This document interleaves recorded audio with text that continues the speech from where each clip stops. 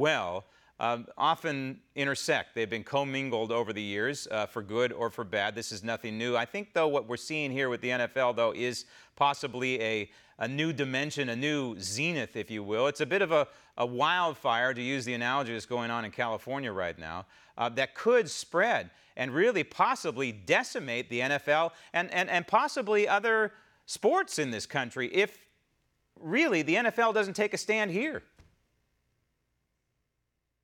Well, you use the term zenith. I would use the term nadir because, in essence, it's been a nadir of conduct and behavior by the players and also by the commissioner of the National Football League, Roger Goodell, who has been, in my view, a complete calamity for the National Football League. He succeeded, if memory serves, Paul Tagliabue.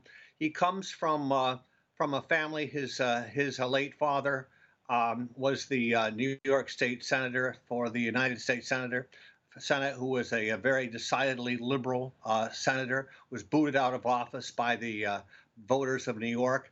And Roger Goodell has deviated strongly from what I would call a centrist policy as commissioner. He did not allow, along with the owners in 2009, Rush Limbaugh to buy the then St. Louis Cardinals. He was found too controversial to be an owner, and yet Goodell finds no problem whatever in indoctrinating this extraordinary controversy in what should be an apolitical sport. To use another term from California, the National Football League should be depolitical. It should be a sanctuary from any kind of politics. And what Goodell has done is, by taking political sides, don't forget, for 3 years, his top aide was Joe Lockhart, the former top political aide to Bill Clinton. So Goodell has, in effect, made the National Football League an auxiliary of every left-wing office that you can think of in this country. Well, and he has forgotten, apparently, that the base of the National Football League is conservative to moderate across the country. He is betraying the very people who care most passionately about his sport. And sanctuary really is what Americans want out of football. And by infusing politics that they agree with or don't agree with, it doesn't matter. By infusing politics, it's ruining the sanctuary. And I'm sure the President of the United States would like to deport the commissioner if he could. And millions of Americans would like to deport the commissioner if they could. But the bottom line is he was trying to split the baby here, right? When he came up with this decision in May, where if you're out on the field, you stand for the national anthem. And if you're a coward, you can go into the locker room and you can hide there. And all that did was galvanize the situation for tens of millions of Americans who are upset. I could use some more flowery language, but we're on national television. There are children watching. But there are tens of millions of Americans who are upset over what is going on. And all this did was galvanize their position that they're not going to watch the NFL anymore. Donald Trump has read, as usual, the soul and the values of the American people almost perfectly. He understood this issue. He understood that some institutions are revered by the American people. The flag is one. After all, it dates back to 1777. The national anthem is another. It dates back to 1814.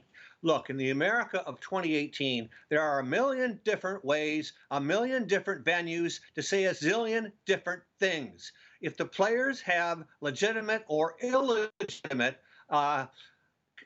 injustices, or they perceive to be, there are many venues and many ways that they can express them. There are op-ed columns. The far left controls virtually every media institution in the country. It's not like the players couldn't conduct and find a venue to express those injustices in print or on the air. They don't need to take their injustices to, incidentally, the National Football League, to their employer. We haven't even mentioned that. Like any working American, they have a responsibility to the people who employ them as well. I think that the NFL, if they continue to ignore the will of tens of millions of Americans, ignore the boycott, if you will, they're going to do so at their own peril, because what's happening here, Curt, and I speak for myself on this, but I also speak for millions of other Americans, habits have changed.